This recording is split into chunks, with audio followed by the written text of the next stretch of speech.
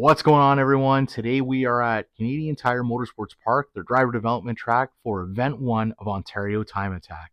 So without further ado, allow me to do a recap here. This track is full of technical detail and it really complements the Momentum car, such as my Miata or an FRS or B or Z.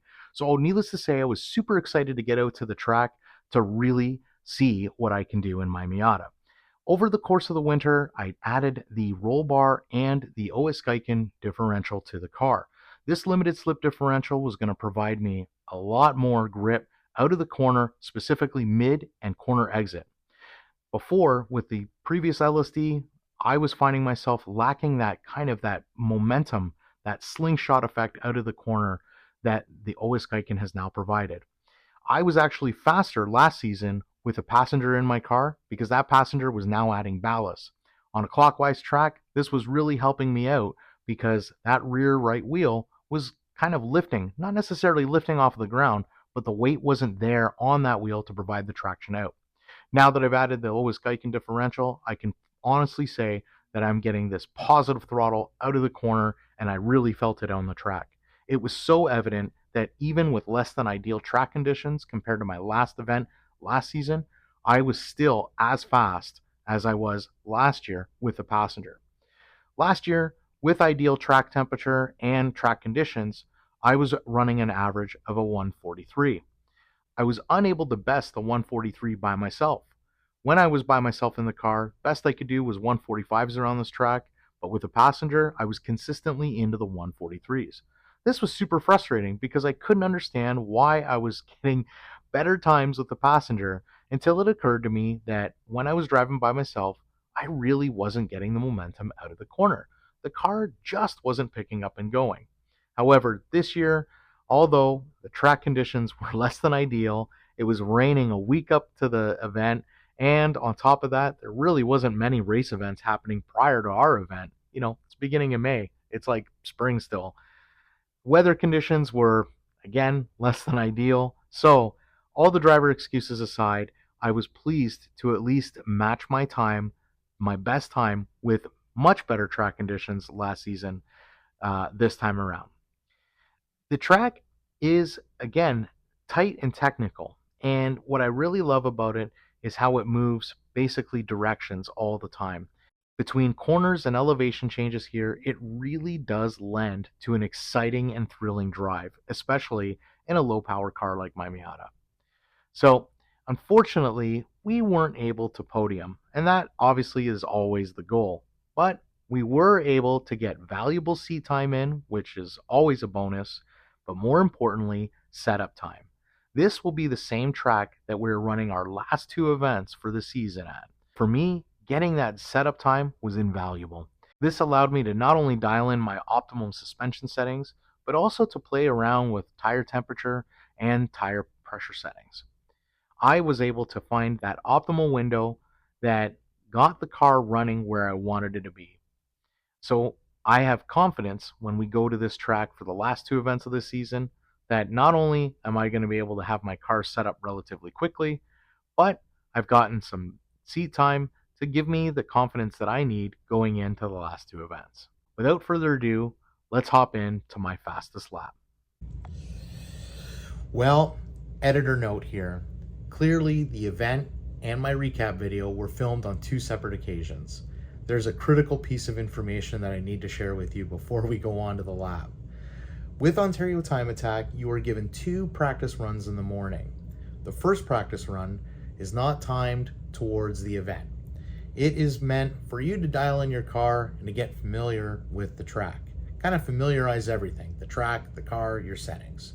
The second practice run does allow us to use those times toward our overall time for the day. In the lap you're about to watch, you will notice that this lap, being my fastest of the day, I am held up by traffic. Now, no disrespect to the gentleman that's holding me up, no harm, no foul. It is what it is. However, the critical thing I want everyone to notice here is that this holdup probably put me back 2 to 3 seconds on my already best time of the day, which means Had I not been held up, I would have been very close to being on podium, probably in the top 5 for sure. So this gives me the confidence in knowing that moving forward, there is a lot of time that is left on the table. Also, the settings used for this particular session was easily the best settings I had had all day. As the day progressed, I found myself chasing time for the remainder of the day. I just couldn't get the car to rotate the way I wanted to and the tires to operate within the temperature window that I felt was optimal for the best time. Let's get into the lap right now.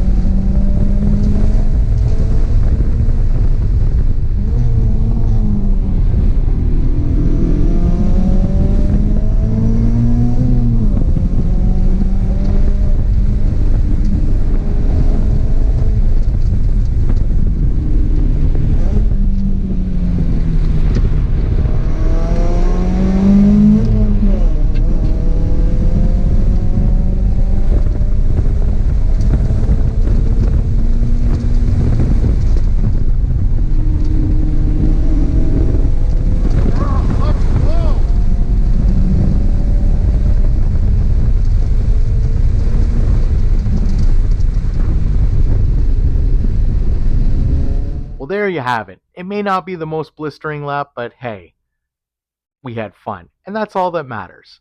At the end of the day, again, we got valuable seat time and setup time. So I'll take it.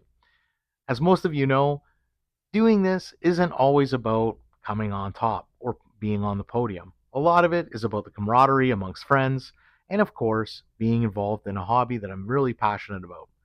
Besting my personal self is what I'm really looking to do. I mean, sure, it would be nice to podium every now and again, but as long as I'm improving and heading in the right direction, that's all that I can ask for. So with that, thanks for watching, and we'll see you round 2.